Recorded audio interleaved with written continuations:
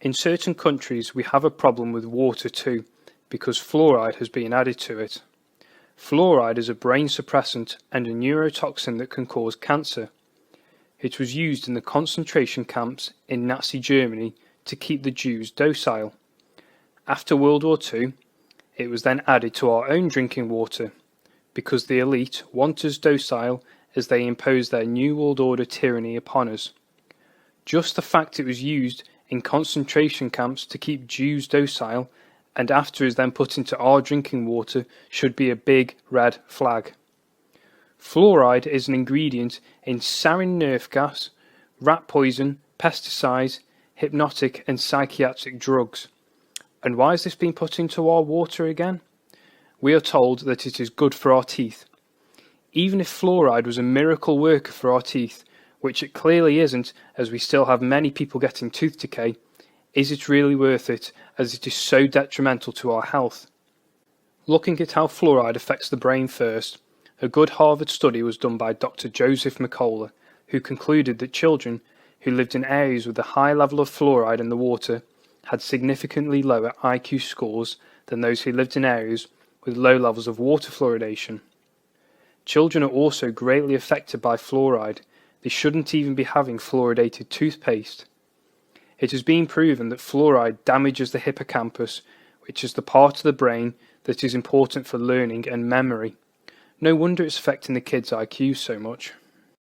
There has also been over 100 animal studies showing that fluoride damages the brain, affects learning and memory, decreases brain glucose utilization, which is supplying glucose to maintain the cellular function, increases oxidative stress, which can cause cancer, damages receptors and can cause neuron degenerations. It's no wonder that brain problems like Alzheimer's and dementia have dramatically risen over the years. When it comes to the carcinogenic side of things, a very good researcher back in 1977 was Dr. Dean Burke. Dr. Dean Burke was an American biochemist medical researcher who had been researching cancer for most of his career. Dr. Dean Burke's famous quote on water fluoridation is, "In point of fact, fluoride causes more human cancer and causes it faster than any other chemical." He also said that it amounts to public murder on a mass scale, and that this was some of the most conclusive scientific and biological evidence that he had ever come across in the 50 years of the field of cancer research.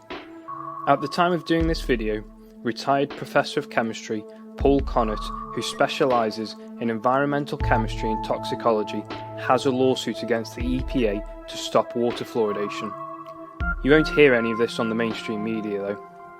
But Paul Connett has done some good videos on YouTube, and one in particular that comes to mind is his A Call to Action Against Fluoride with Paul Connett is a good one. It is also worth visiting the website fluoridealerts.org if you are interested in more information. As we can see, putting fluoride into the drinking water is perfect for Agenda 21. It's another way to slow killers, causing us cancer and various brain problems. It also lowers our IQ and keeps us docile. As I said, this is perfect for the elite.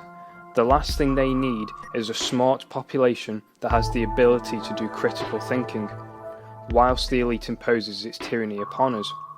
It needs us to be dumb and docile so we don't figure things out. Interestingly, fluoride also calcifies the pineal gland, which impairs its functions, leading to various other brain problems. The CDC agrees with NRC that it is apparent that fluorides have the ability to interfere with the functions of the brain and the body by direct and indirect means. Yes, CDC in connection with the Intergovernmental Work Group. It's correct to say that CDC does not have any data on the tolerable upper fluoride intake for neurotoxic effects for infants. Yes. Okay.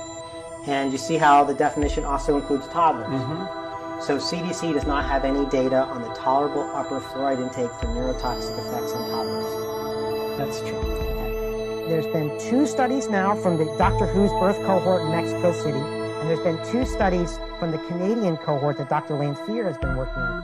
All 4 of these studies have found significant and large associations between early life fluoride exposure and adverse neurodevelopmental effect.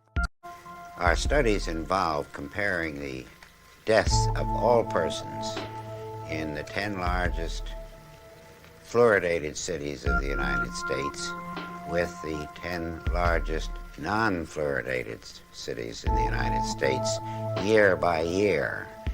And we obtained a very remarkable curve, which you can see here perhaps. Here is the fluoridated, and here is the non-fluoridated set of 10 cities each. Here's where the fluoridation started, and before this time, both sets of cities were identical. But no sooner had fluoridation started than this curve began to go up.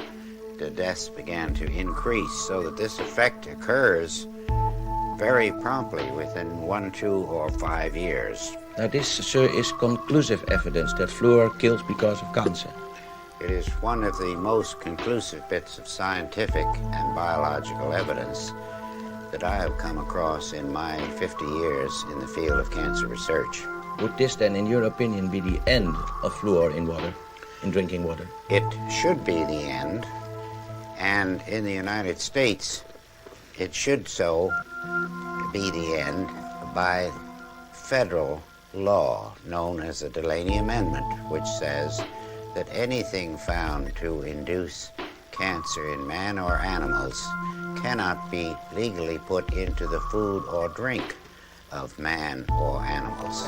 This, you see, amounts to public murder on a grand scale.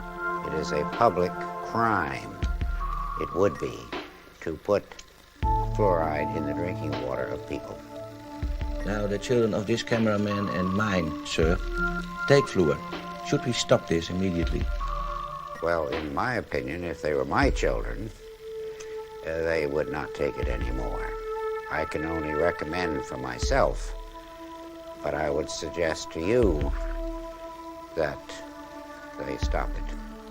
You drink about 2.6 gallons or 10 liters of tap water every week. A lot of articles in mainstream media claim that tap water is good for you, and I'm going to show you the truth. To do this, I'm going to concentrate about 1.5 gallons of tap water. I will boil it until I have only half a glass left. This is what is in 1 pot of tap water. This water is now yellow and smells really bad. Look at all these floating particles. You might think these are minerals, so let's boil the same amount of mineral water to find out. This is the result. Clear water. Now let's take it a step further. I will boil 6.7 gallons or 25 liters of tap water to show you exactly what we're drinking every day. And this is what's left. This is what this water looks like dry. This is what your kidneys have to filter every 2 to 3 weeks. I sent this water for a laboratory analysis and the results were very surprising. This tap water didn't even have half of the mineral content of bottled water, so this powder is not minerals. And that's not the worst part. The analysis came back positive for 2 toxic metals, aluminum and lead. Both are responsible for brain and nerve damage. Both are mutagenic and carcinogenic. And if you think this is just an isolated local tap water pollution problem, we did this test in Manchester, Florida, Berlin, and Poland, with visibly similar results. When this experiment went viral a few years ago, people started sending me pictures of what their water tests look like, and everywhere it was the same result. Don't think that this dirt comes from pipes or from a dirty pot, and if you don't believe me, do this experiment yourself at home. So